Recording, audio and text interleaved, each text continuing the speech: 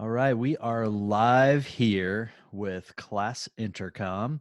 I'm going to be your host for today, Ben Pankonin. I am joined with Taylor Siebert from Class Intercom, Justin Deering from Texas. Hey, Justin. And Jack Sheard from one of the most special high schools in the entire country, my alma mater, Grand Island Senior High. Welcome, Jack. So thank you all for joining us here. We're going to be talking about communicating without fear. We've had a lot of good questions come in and conversations from school PR and communications professionals from across the country. And quite honestly, I think that many of you are in the same boat of saying there's so much going on.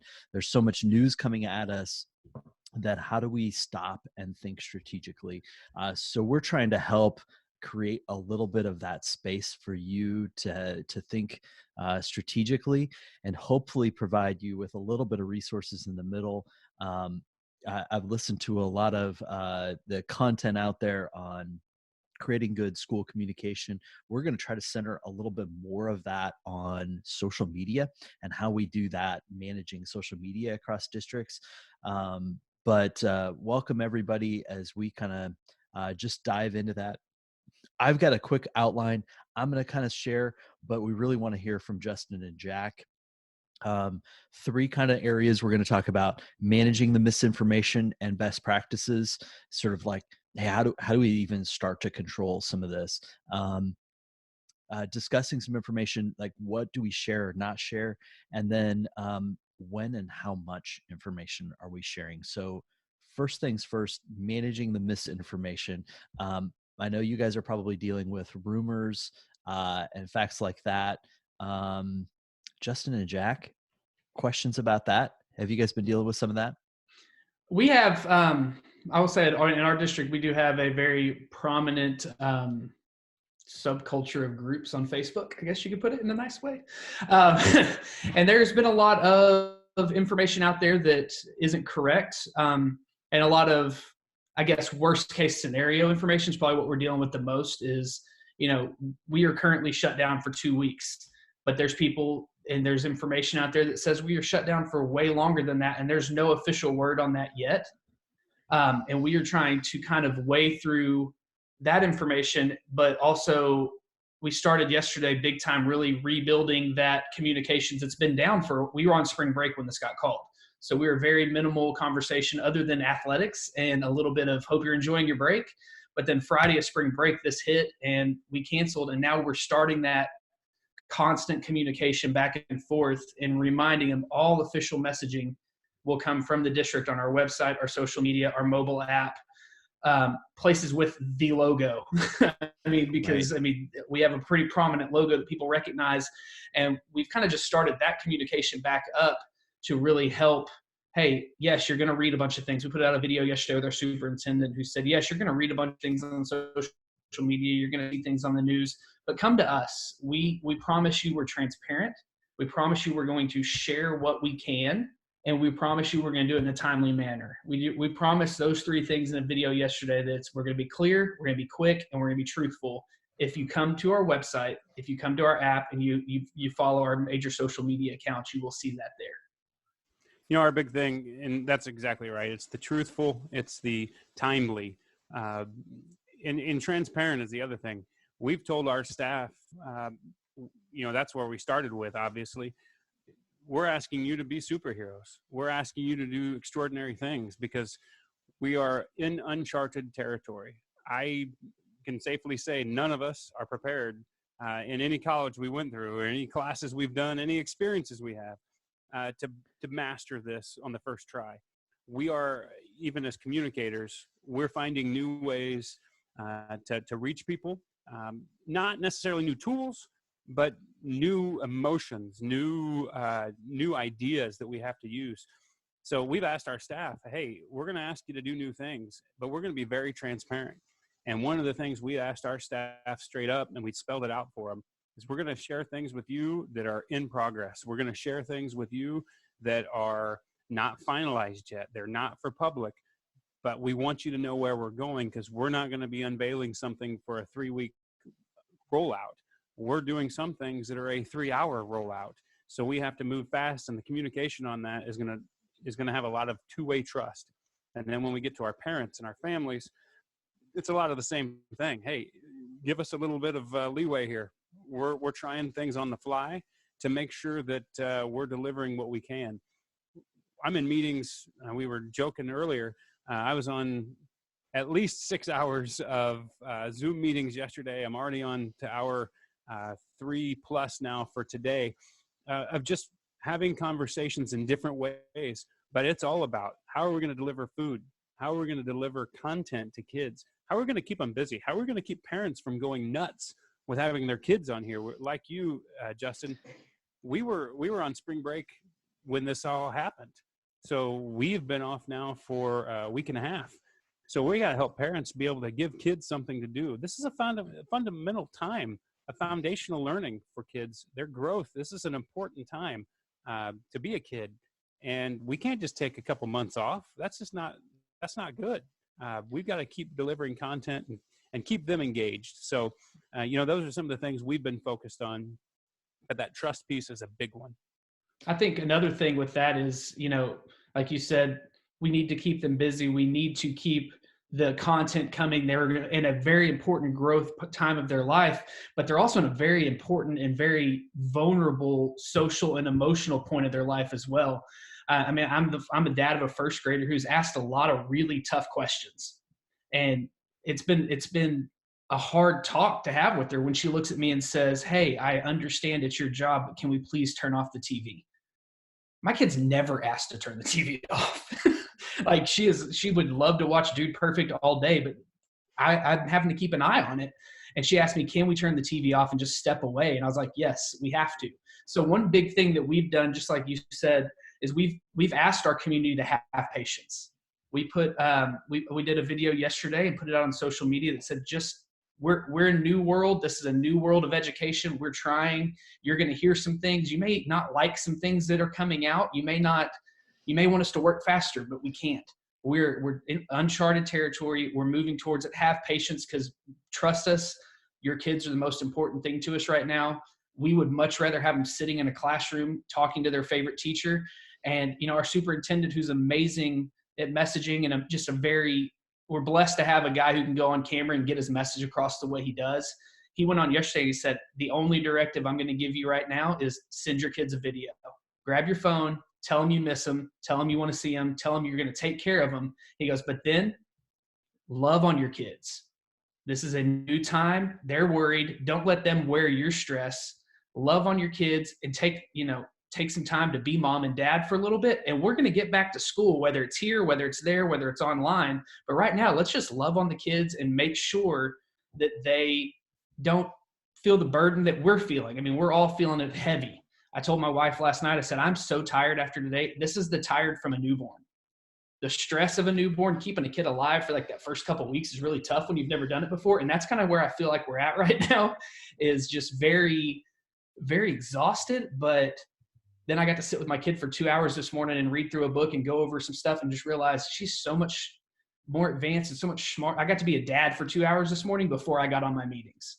So it's such a weird time of back and forth, and just loving on the kids and loving on, your coworkers and checking in on people.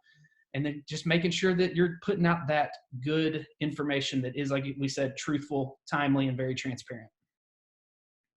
I appreciate that, guys. And, one of the things, we've got a little bit of tactical information here too, but Justin, you alluded to it, like when we're kind of trying to get through kind of the day-to-day of, hey, somebody's got to control this information. It's got our logo on it, or it's got that. Developing a central point for our content is really important. And then a bunch of that misinformation that both of you mentioned it as well. We've got that challenge of, like, within communication, there's a lot of misinformation out there. We don't have to debunk all of it. Like we don't have to sort of go through methodically on every one of these things. We've got to relax, like both of you said, and I appreciate that. And just make sure that we know where that content's coming from. So some best practices that that we're all practicing here is one of those is be human, right? Like you were sharing like what our snacks are over lunch. You know, Justin and Jack, I know both of you guys were helping a lot in very different school districts at serving food today and yesterday. I love that servant heart in also saying, hey, I'm out here serving with everybody else. And we really didn't know until maybe a half hour ago that both of you were going to join today's webinar, because I know that both of you had some huge responsibilities, and kids got to eat. Like, so I appreciate that. We had, you know, that's been the number one thing that people would say to us is, so many kids rely on you for food. And then they'd say, and, you know, your mental health services and this and that. And it was like the fifth or sixth thing down on their list when they say, oh yeah, and you got to keep educating our kids. It's so many things that a school district does. So being able to find a way quickly to reestablish those services. I was so proud of our district to jump in. And I know a lot of school districts are already doing this. We're not special, but today was the first day that we were able to be out delivering meals on a drive-up basis. And at one location, I got a text that said they had given out 103 in the first 15 minutes. Wow. We gave out, I think, 83 in the first 15 minutes. I was at one of the locations. So, yeah, thanks for being ready in case I couldn't show up because we were delivering food. And going live with our superintendent and a board member who speaks Spanish. We did a Facebook Live to demystify that. I just walked them through, okay. And luckily people were pulling up, and the superintendent leans over to ask the question, how many do you need? How many lunches? But just showing that this is okay and that this is how it works and we're safe and we're here for you. And just being able to do that on a live basis. A lot of things we do. I don't know if that was on the best practices there, but being human, that's up there. And I think that's one of the best things about, this isn't, my thing right now is trying to find the positive in everything we're doing. And, the kids may not get on and do the math problem they were supposed to do today, but there's so many amazing hero stories going on right now in public education through this thing that we have an opportunity to step away from maybe showing that 3D printer in a STEM class and how cool it is that they've created this piece of technology, and just show the heart of people. I mean, I think if you go on social media and you get stuck into the hole of social media, sometimes you can get in the negative. But if you really go and like click through some of these districts that are doing outstanding things 2 days into a closure, like we've only been doing this for about 48 hours, and you're giving out meals like you are. We're doing drive-by drop-off meals. We're producing videos. Klein ISD is doing this musically inclined campaign that is just amazing. We sat and watched just about every video of that this morning together, as me and my daughter, and it's just crazy that this is 2 days in.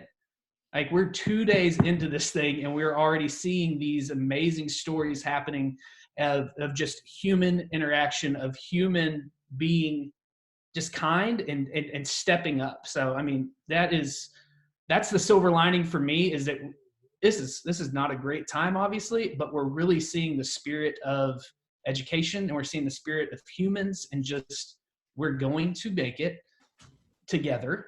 We're not going to make it by ourselves. We're going to make it together. We're going to take care of your kids. We're going to take care of our community. We're going to do what we have to do. That's the standpoint. And I'm sorry, I've got a visitor here scratching on my door. Say hi, Marco. Okay. All right. That you mentioned we're 2 days into it and there's a lot of excitement. I think it's going to be incumbent upon us to figure out how we keep that excitement 3 weeks in, 5 weeks in, if this continues. And that's going to be a difficult thing, I think, for a lot of districts. It's kind of like after a tragedy. Everyone's there to support you on day one, and on day two, the meals come in and the families around you. But 7-8 days in, that's when you're alone again. We can't have that moment when we're alone again in this tragedy. No, I think that's a fantastic point that you make about, hey, we can't lose that energy. we've been talking just about ways to support this community. And so even as we're preparing, doing this webinar, we're saying the next one, what we really want to talk about is student generated, right? Like we want to figure out, how do students start to really generate this sort of groundswell of content? But right now it feels like we're still 48 hours in, and we're in this tactical, like, what do people know? Like, how do we let them know that we're going to be okay? like you both said, how do we let them know we're going to be okay? And what do we let them know? One of the things we talk about a lot in education is this idea of safety, because we can't trust each other until we feel safe. And I think what you guys are building in, one, with just the most essential needs of food, letting people know that they're safe, that they're going to care for them, starts to allow us to begin that trust. And I think what you're doing is starting to build that. Now, Klein is actually making some viral content, and they're moving really quick. I mean, that's really cool. But for most of us, we're just kind of figuring out, like, how do we let people know they're going to be safe? Do you guys feel that sense that, like, hey, like, safety's kind of, and then we can kind of like build? We were just having this conversation about 8 seconds ago. I'm checking my Twitter, so that's how, because I'm getting text messages from work while we're doing this. But we're having a conversation of what we're going to share. And being so early right now, I mean, we are information driven. We've stopped everything else for the time being. Yes, we're going to take some video and some pictures of teachers working on online stuff tomorrow and share that. But most of our content is going to be based on the current situation within our district. I think one thing that we have an opportunity to do is, as this thing progresses, to keep the excitement going, like we talked about, is that's when we're really going to start hitting those hero stories. That's when we're really going to start showing off the teachers that are putting in hours outside of the classroom, obviously, to put together these things, or reaching out through FaceTime and Zoom to meet with their students. But right now, it's really making sure they have the information, making sure they know where to get the information, like we already spoke about, and that they trust us, that we are sharing everything we're allowed to share. But yet today's St. Patrick's Day, our colors emerald green, our mascot is Charlie the Dragon. So we have to today. Yeah. I mean, it takes a little bit of the stress away. We post a picture of Charlie reading a book, and it says, Charlie loves reading for fun. Charlie loves reading for school. Be more like Charlie. I mean, and happy St. Patrick's Day, because he's green, obviously, big green dragon. We have to mix those in. And I think just to keep it from being a newsroom on Twitter and a newsroom on Facebook of negativity, like, we need to share those happy stories of, yes, this is not the greatest moment, but here's what we're doing for your kids, for you, whether it's meals, classroom, online, or just a smile. I mean, just a smile and a mental check-in. Hey, Dragons, how are you feeling today? Post your favorite GIF. That may be something to do. Just tell us how you're feeling, and just kind of see where that goes, just to keep it from being in, like I said, just kind of a press newsroom. That's where you kind of can lose people, I think, and really people stop paying attention to your content because it's just those news style stories. That the idea of being a little bit vulnerable brings people together too, by saying things like, we're struggling here, but we're going to make it, and we're learning as we go. We're figuring some of the stuff out. I think it lets people know that, yep, we're all in this together, but we're going to get through it. And that's what we constantly tell people, that we are stronger. We used to say we're better together. Now we're saying we're better and stronger together. And that's going to be our rallying cry, that we are constantly going to figure this out together. It's new, and you know what? There's going to be some struggles, but there's going to be some great things that happen. We had a kid who couldn't go to school yesterday, so she decided to volunteer and raise money and get some food for the Head Start program. I mean, that stuff just happens. And, good people, and that's what we're filled with, are going to do good things. And that's, it's going to happen.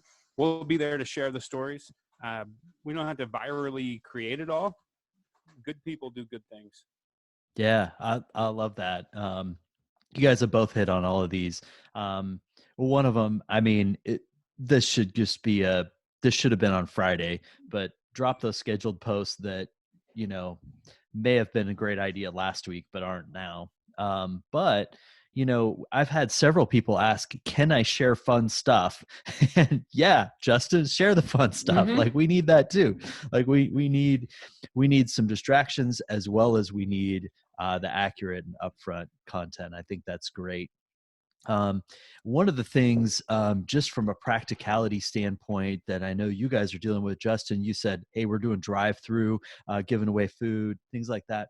But efficiency strategies, our local district too has been, trying to share some of those. Hey, we don't want a whole bunch of people calling, trying to swamp our front lines there when we could answer that question elsewhere. So any of that stuff that we can start to take off of our teachers having to do that, and get them to actually be communicating directly with students, and working with that, I think is really a great relief. So the more we can, as communications professionals, take that burden off of people so they're not wondering about that stuff, the better. I think those are great ways to think about it. Obviously, we've got links for CDC and the World Health Organization and things like that. I've seen a number of posts that start with, we've been monitoring all of these situations carefully. Sure, but like, get us to the information. Like, we're all monitoring. Like, let us know what's going on. Like, let us know. Get us to real. the actual. Be real when Yeah. you talk. Be the real person, because that's what we're made of, right? We're made of real people, and I think if you can be a real person as you talk to people and share real things, talk like you would talk. There's a time to be the official head, and there's a time to be a person. And a lot of these, you got to be able to go back and forth in a way that your audience understands. Jack, you mentioned a rallying cry, and that was one thing that I wanted to bring up. What did you say your rallying cry was? Grand Island, better and stronger together. I love it. So one of the things that we've really centered on here, and it actually revolved a few weeks ago. We had conferences coming up. I'm supposed to be at a conference right now. We had a bunch of activity, and we were talking around the office, and I said, hey, if these conferences get canceled or something, like, we're just going to announce that we can't come, and we're going to say, hey, be social at a distance. And that's going to be our mantra. And ironically, this kind of happened before we knew that there was a term called social distancing. But really, when we kind of came back to it, we all kind of centered and said, hey, this is our responsibility. Right? Like, this is, as a company, as individuals, we're socially wired, and we're trying to help schools, students to be social. Now we have to do it at a distance. And so one of the things that I learned from a presenter a while ago, who said, what's portable is memorable, and what's memorable is portable. Meaning, we have to, if we want people to remember something, we have to make it memorable. And we have to find those little ways. We're seeing it some in the education process of washing hands and things like that, and the stronger together message of those of us Islander proud. I think that's really important too. But that's one of the areas where I think, as communications professionals, as we're getting in this 48 hours, is to start to think of, what is it that I really want people to remember? What do I want them internally and externally to just be solid on, and say, this is what we do today, this is what we're going to do tomorrow, and this is what we're going to do to get through it. So I don't know if that resonates with you guys. It does. And internally, we've said students are going to be our guiding light. And if Jason Wheeler were one of the panelists on a discussion like this, if you guys know Jason, he's brilliant. He would tell you, have content around this. And he's right. If you can have the content that backs up the be social at a distance, and if you can have that real content to back it up, none of us are as good as Jason Wheeler at coming up with content just on the second.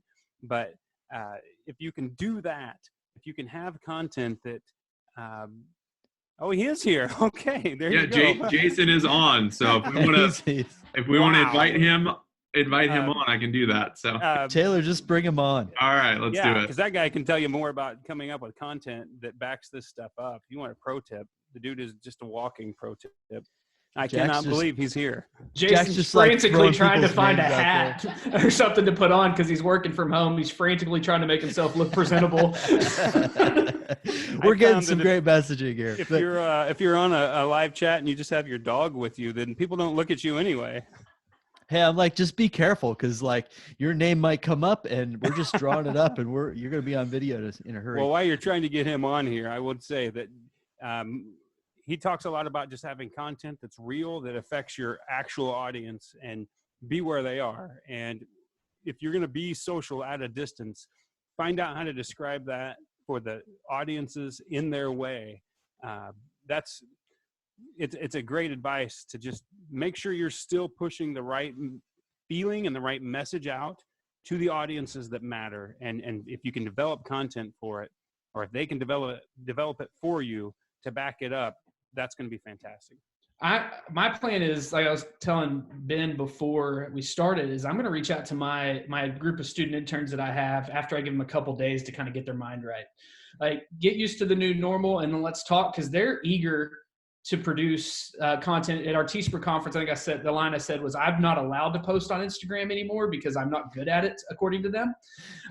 They came and told me to stop posting what I was posting because it didn't work with their vibe. And I'm 37, so I'm not sure what that means.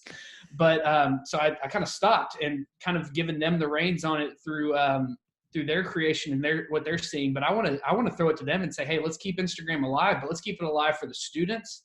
What do y'all need? How can we support each other? Whether that's through, hey, look at this pretty picture of this, or, we're getting text messages right now. Campus is desperately wanting to do a spirit week next week, a digital spirit week, where we have a dress up day every day. And the kids that are learning at home are dressing up and posting pictures and all kinds of, it's going to be really cool just to see how far a spirit week can go when it's from home.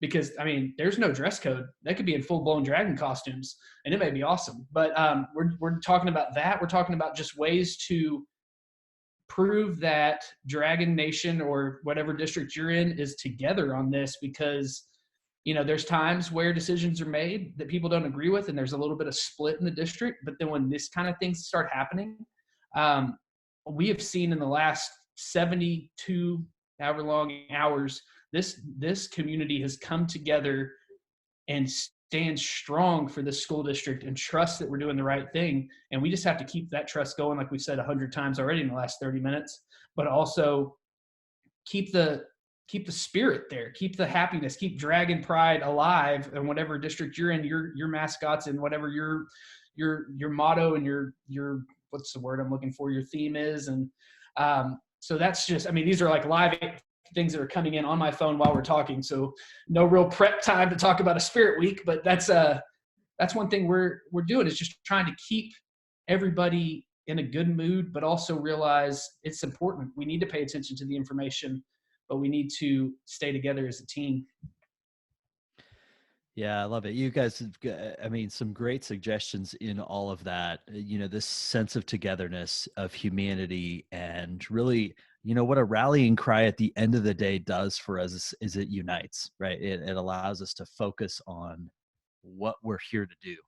And, we don't get to be as distracted with all of the other things that a school gets to do when we're in this mode. So, it sort of should draw us into a little bit more focused conversation.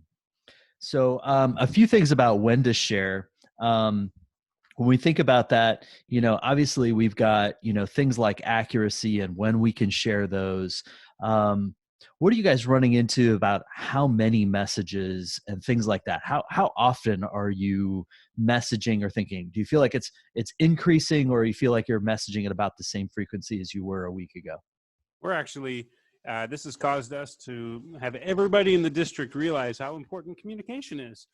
So we are communicating even more probably right now. We put out daily messages on our website, this is the update today. We've instituted probably what will continue for another week or so, daily staff briefings to let them know when and where they need to be. Different questions. We got FAQs internally we're developing and then using that to answer. So I would say this has bumped up our frequency of communication. And that's what I think that's what's needed. I think you have to be able to give timely information. You can't answer every question right in the moment, but you can answer by the end of a day. You should be able to say, here's what we've researched on this, and this is where we are. In Grand Island, back to the meals thing, we have 7 locations, but none of them on the west side of town. We're not going to wait until we can get everywhere up and running to get those 7 going. So we have to explain to people, we're still in progress of getting out here on the west side, getting a couple locations set up. We're going to move fast on the communication, but not so fast that we're putting out bad information. That's the key, I guess, is as soon as you have good information and it's vetted internally, let's get it going. Accuracy, there you go. Accuracy is very important. I think with us, we may be a little opposite on that than what Jack said. We share a ton of stuff all the time. Like multiple, tweets a day. Could be like, when I say multiple, I'm talking 10, 20, it could be way up there just because we have a ton of stuff going on in our district and people are used to that. But going that often, like Jack said, if we start just firing off tweets right now, we may not have vetted it properly. And we may just be reactive on what we're seeing and going out and putting it out.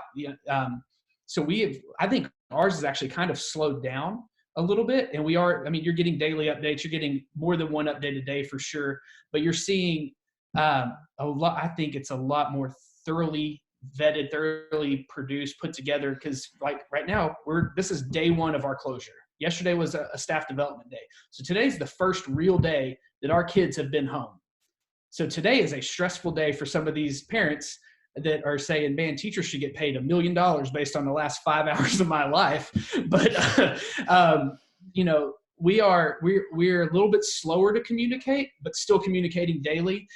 We're trying to come up with some ideas on ways to get the messaging out to everybody wherever they are, whether that's through written, video.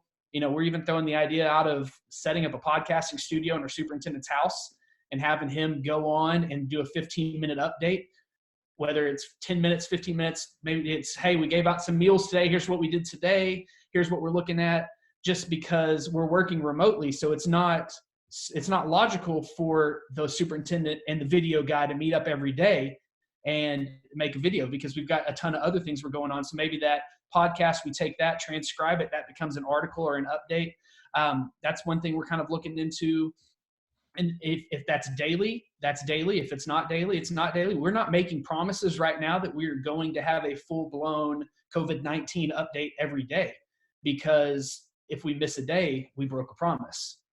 So we're not going to make that promise that you're going to get this we're going to over communicate this, I'm sure, but we're not going to put a number on how many communications you're going to get because it is fast moving now. But what happens in a week if it's not quite as fast moving and maybe there's not as much to communicate at that time, and maybe communicating daily creates a panic.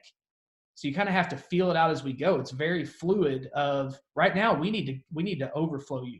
But in a week, depending on where we're at in a week, we may need to back it up to kind of control some of the feelings that are going on, some of the hurt that may be going on, and some of the panic that we could cause by sharing so much information so fast. That's what leads to a 7-year-old asking you to turn the TV off.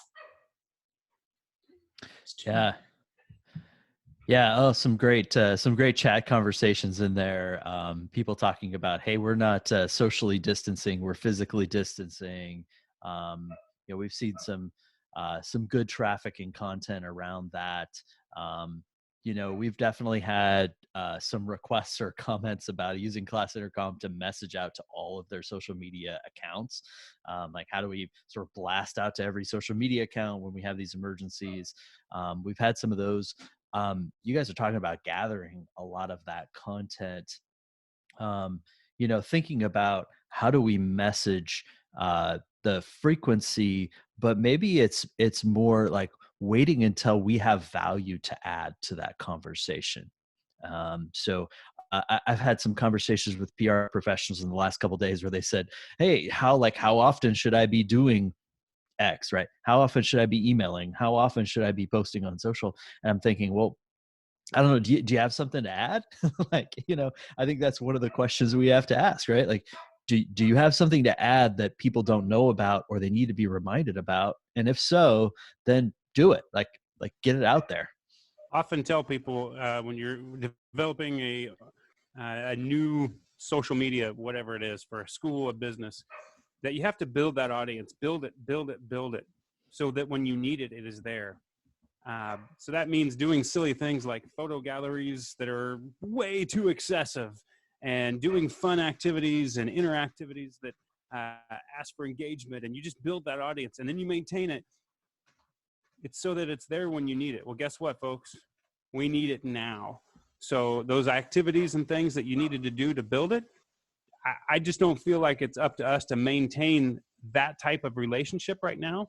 You don't want to be the social media that cried wolf. Yeah, look at me, look at me, look at me, look at me, look at me. Here's a picture. Look at me, look at me, look at me. Here's a picture. You might need them to say, hey, this is where we're offering food. Hey, this is where we're going to have you come pick up your Chromebooks on Monday. Hey, you can't let the important messages get drowned out by the cute stuff. Now, that doesn't mean don't do the cute stuff. It's make sure everything, I think the word value popped up there in the chat. Make sure it has value, be valuable. And the content has to have a little bit higher level to get out at this point. I told our social media manager, those motivational Mondays and those photos we put out, those are awesome. Let's take a week off on that kind of stuff. Next week, maybe we're going to need that motivational Monday. But right now, let's make sure that the content we're delivering is valuable and it is important, and it is not clutter, if that clears that up. I think what Jack just said is awesome. I think if you do the front end work, like you said, when you start the social media account, you start building that brand online. I always look at it kind of like the emergency fund you should have in your bank account. You load up that front end. You load up the front end so that when all 4 tires on the car explode, you're not broke. So we're not going into look at how much our district's struggling right now because of this, or look at the response we're having. It shouldn't be new news to your audience that you're having this response. Your audience should look at it and be like, this is what we do every day. This is not like, hey, they woke up today and decided to be a helpful, kind district. They've been doing this all along. It's just they've been dealt a hand they've never seen before, and let's see how they roll with it. We know how they're going to roll with it. It's the answer you want them to say. You want them to already know the response is going to be beautiful, it's going to be helpful, and it's going to take care of everybody. And I think making sure that the communications now aren't all cutesy and all look at this, it's very like value is the word. I mean, if you're adding value, you're doing the right thing.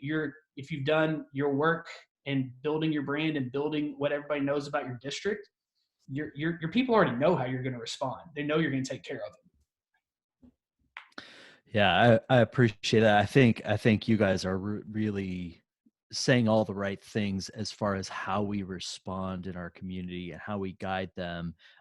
You're also hinting, and I want to give you some space to do it, at how do we become leaders in our community? Like, what are leaders doing right now in communications that maybe are different? What are the things that you're having to learn? And I'll throw you a little bit of it because I've seen both of you doing this. One of the things I'm seeing leaders do is they're acting faster than the people around them so that they can help stay ahead of the communications piece. They're sort of helping the people around them understand what's happening in the world, where a lot of people are waiting for the next thing and to be told. And I'm seeing both of you, and the reason we're having you on here is that I'm seeing both of you exercise leadership because you're moving so quickly. How are you doing that, and how are you seeing that changing? The big thing is a leader is going to give you trust. It's going to give you timely and transparent information. And it's also going to have, a leader has got to have a calm head. There's going to be a time when we are emotional, and there's going to be a time when we're frustrated and angry. But sometimes the leaders got to say, okay, we're frustrated, but we're still moving forward. We're angry, but we're still going to solve problems. This is a tough situation that we're all in, but that's not an excuse not to keep moving forward and to come up with the solutions and to communicate. On the back end, I know that I talk with my superintendent probably 15 minutes out of every hour via text and email, and we're constantly talking. How are we gonna get through this? And communication is a part of everything we do. Matter of fact, I'm probably gonna have to leave here pretty soon because I got to jump on another call with her and with our team, our teaching team, to figure out those types of things in the leadership capacity. What is our next step? And it's how are we going to keep the team going in the right direction? I think adding to what Jack just said is, yes, there's that time where, no matter where we're at physically, or, we're stressed, it's our job as leaders to step up and continue to do that work. One thing that I know I've gotten from my superintendent, from my direct boss. Like I said, I have not been the front person on this response for our district. I've been more of a support role as my supervisor has taken the leads, and she's ran with it. And it has been a learning experience for me. It's been a case study as Julie Thandem runs through this crisis. She tells me it's been a while since she's seen something like this, if ever. But my superintendent, my boss, the biggest thing they've done for me to really show what kind of leader we should be in this is they've stopped down and physically looked at me in the face and said, "How are you doing?" And I'm good. No, Justin, how are you doing? I'm a little stressed. Or how's your daughter doing? She's in first grade. She's one of our dragons. How is she doing? How's your wife doing? Because she's in education. And then just being honest and saying, if you're not good, you're not going to do your best work. Get out of here. My superintendent, he talked to a group of our leaders yesterday and talked about a term that I had never heard in my life. It's the plimsoll line, if you know what that is. It's the line on boats, big freight ships at the bottom. If you look at boats, they all have a line across the bottom of it. And it's named after the guy who discovered it. But that's the line that shows if the weight goes above this line, this boat is falling over. And he said, you need to know where your line is. And if you get close to that line, you have to walk away. And I think that one way that he supports us, my boss supports us, and I'm trying to be that for kind of the INSPIR and TSPIR community that I'm connected with, is just doing those check-ins. And yes, the content we put out is important. The communications is important. We have to do that. That's our job. But we cannot do it well if we aren't well. So maybe that means stepping away from creating that new website about the disease and the outbreak and everything and doing an hour workout or downloading Headspace. I have always thought meditation was kind of weird.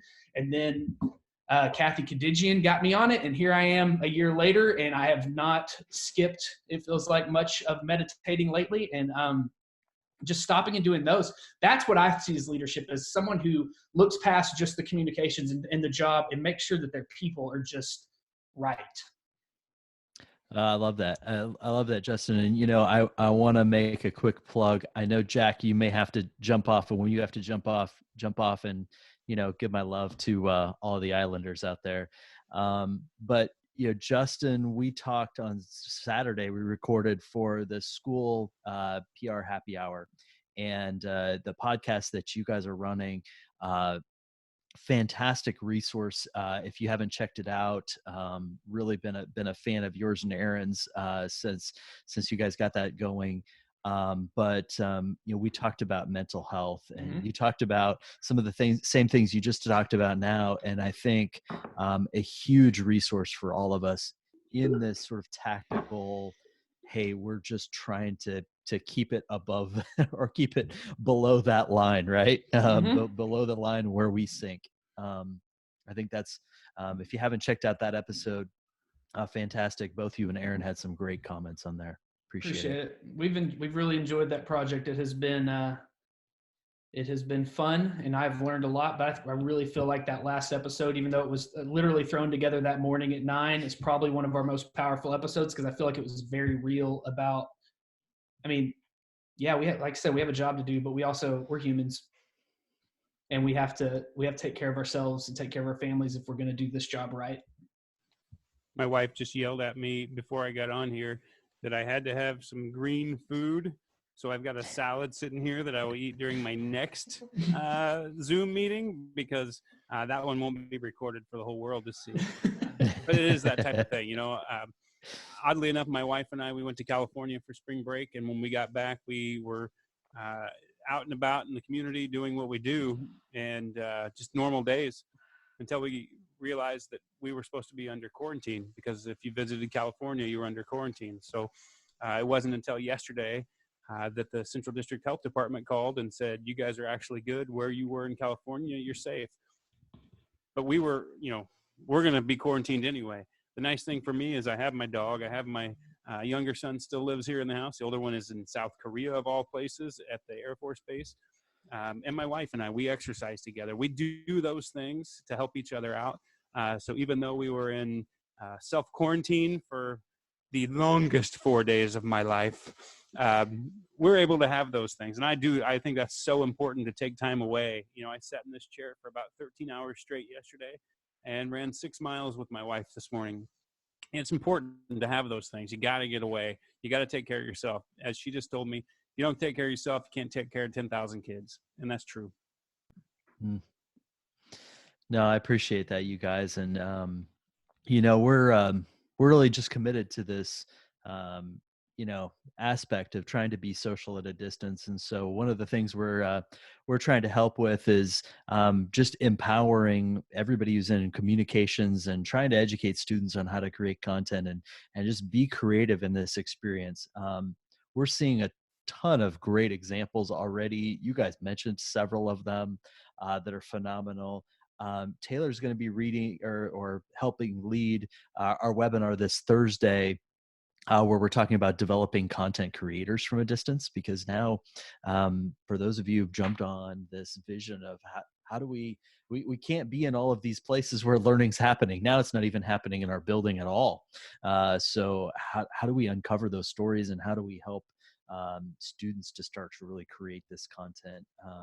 Both of you have been fantastic advocates for this, and you're modeling it for so many people every day. So I just want to thank you guys for all of that.